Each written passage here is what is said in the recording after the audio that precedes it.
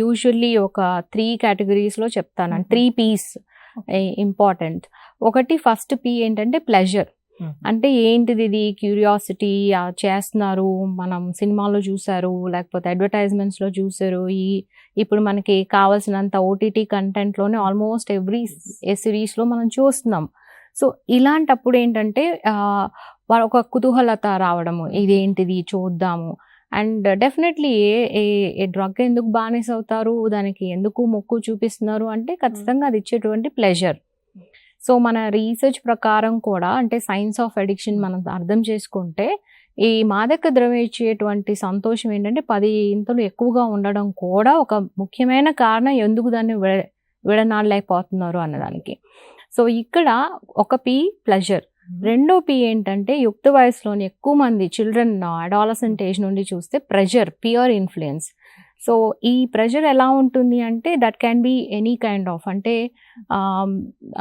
Pressure వచ్చి ఒక pear నుండి ద్వారా రావచ్చు, అకాడమిక్ ప్రెషర్ అవ్వచ్చు, లేకపోతే వాళ్ళ ఒత్తిడి ఏ రకంగానైనా కూడా ఆ దశలో ఒత్తిడి ఉంటే దాని నుండి బయటపడడానికి, లేకపోతే ఫ్రెండ్స్ ఒత్తిడి చేసినప్పుడు ఆ గ్రూప్లో నేను కూడా భాగం అవ్వాలి.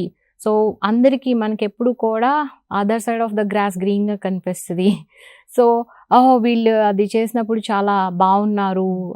బికాజ్ ఎందుకంటే అగైన్ సింపుల్ థింగ్, అది బ్రెయిన్ని హైజాక్ చేస్తుంది మాదక ద్రవ్యం వెళ్ళిన తర్వాత. అది మనము అంటే ఇప్పుడు సోషల్లీ నేను ఎలా బిహేవ్ చేయాలి అన్నది నా మైండ్ కాన్షియస్ స్టేట్లో చెప్తుంది, ఇలా ఇమ్మడాలి, ఇలా చేయాలి. ఎప్పుడైతే ఆ గీత అనేది చెరిగిపోతుందో మాదక ద్రవ్యం వాడిన తర్వాత అందరూ కూడా సంతోషంగా ఉన్నట్టుగా కనిపిస్తారు. సో ఆ ఇన్హిబిషన్ లేకపోవడం వలన వాళ్ళు తెగింపు చర్యలు చేస్తారు. సో అది కొత్త వాళ్ళు, అంటే ఎస్పెషల్లీ యంగ్స్టర్స్ చూసినప్పుడు ఏమనిపిస్తుంది అంటే అరే వాళ్ళు అన్నీ చేయగలుగుతున్నారు, ఏదైనా మాట్లాడగలుగుతున్నారు. So that is a kind of ఒక భ్రమ క్రియేట్ చేస్తుంది. సో అది దానికి కూడా లోనయ్యి కూడా దీని బారిన వెళ్ళేటువంటి వాళ్ళు ఎక్కువగా కనిపిస్తున్నారు. సో మనం వాళ్ళు ఎంజాయ్ చేస్తాం, మనం కూడా ఎందుకు చేయకూడదు. ఎక్కువగా 2000 తర్వాత మనకి యూనివర్సిటీస్, ఐటీ కాలేజెస్ ఎక్కువ వచ్చినప్పుడు తల్లిదండ్రులకు దూరంగా ఉండి చదువుకునే పిల్లల్లోని ఈ కల్చర్ అనేది ఎక్కువగా ఆ ట్రెండ్స్ అనేది చూస్తూ ఉన్నాం. ఇప్పుడు ఇంకా ఎక్కువ అయిపోయింది. సో వీకెండ్ పార్టీస్ అదేదో మస్ట్, అదే పార్ట్ ఆఫ్ దేర్ లైఫ్ లాగా, అది ప్రిస్క్రైబ్డ్ థింగ్ లాగా చేయడం, అదో రిచువల్ లాగా యూత్ సెలబ్రేట్ చేసుకోవడం అనేది కూడా మనం చూస్తున్నాం. సో అది జనరల్గా కాదు, సెలబ్రేషన్ అంటే ఎన్నో మీనింగ్స్ ఉంటాయి, కానీ ఇది ఉంటేనే దానికి ఒక ఏమంటారు మీనింగ్ ఉన్నది అనేటువంటి అపోహలోని యంగ్స్టర్స్ అడాలసెంట్ ఏజ్ నుండి అది డెవలప్ చేసుకోవడం కూడా విచారకరమైనటువంటి విషయం. ఇంకా మూడో పీ వస్తే అంటే ప్రాబ్లమ్ సిచ్యువేషన్స్. మన జీవితంలో అందరికీ ప్రాబ్లమ్స్ ఉంటాయి. సో లేనటువంటి వాళ్ళు లేరు. మన లైఫ్ పుట్టుకతోనే మనం ఒక స్ట్రెస్తోనే పుట్టాం, బయటికి రావడమే మదర్ జూమ్ నుండి, that it self is a stressful thing. పోయే ముందు వరకు కూడా మనకు అనేక రకాలటువంటి స్ట్రెస్ ఉంటాయి. కానీ ఇది అర్థం చేసుకోకుండా మన సమస్యలు వచ్చినప్పుడు దాన్ని అధిగమించేటువంటి స్కిల్స్, టెక్నిక్స్, లేకపోతే ఆ ధైర్యం అనేది ఎప్పుడైతే లోపిస్తుందో అలాంటి వాళ్ళు ఎక్కువగా దీనికి మక్కువ చూపుతారు. అంటే ఈ మాదక ద్రవ్యం తీసుకుంటే నా ప్రాబ్లమ్స్ గుర్తురావు, నేను మర్చిపోవచ్చు, మత్తులో తేలిపోవచ్చు, బయటకు వచ్చిన తర్వాత ఆ సమస్య ఎక్కువ అవుతుంది అన్నటువంటి common sense point of view కూడా లోపించడం అనేది విచారకరమైన విషయం ఇక్కడ. సో ఈ 3 piece are very important things. ఇవి కాకుండా చాలా అనేక కారణాలు కూడా మనం చూస్తున్నాం.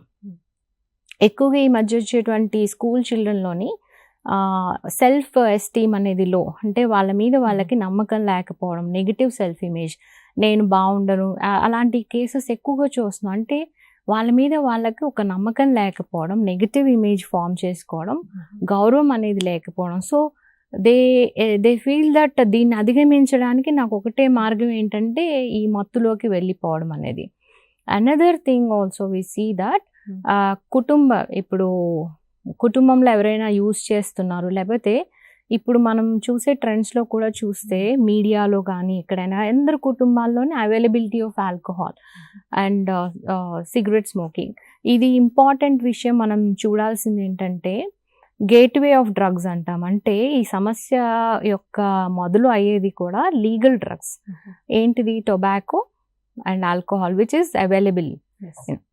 ఇలా మొదలైనటువంటి వాళ్ళ జర్నీ ఇంతకంటే ఇంకా ఎక్కువ చేయాలి, ఇంకా ఏదో పొందాలి అన్నటువంటి జిజ్ఞాసతోని ఇంకా అనేక రకాల మత్తు పదార్థాలకి వాళ్ళు ఏమంటారు వెతుక్కోవడము, పొందడానికి ప్రయత్నం చేయడం అనేది మనం చూస్తున్నాం.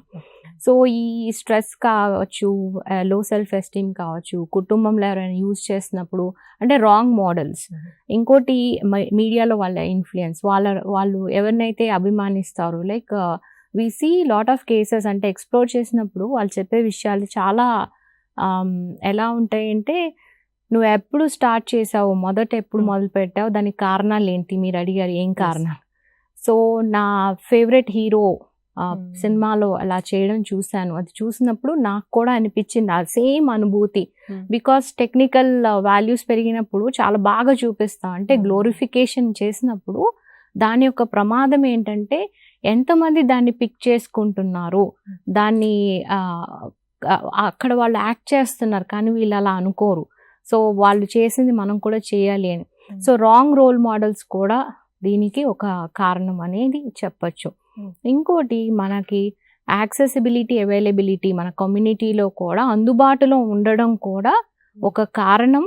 People are doing it.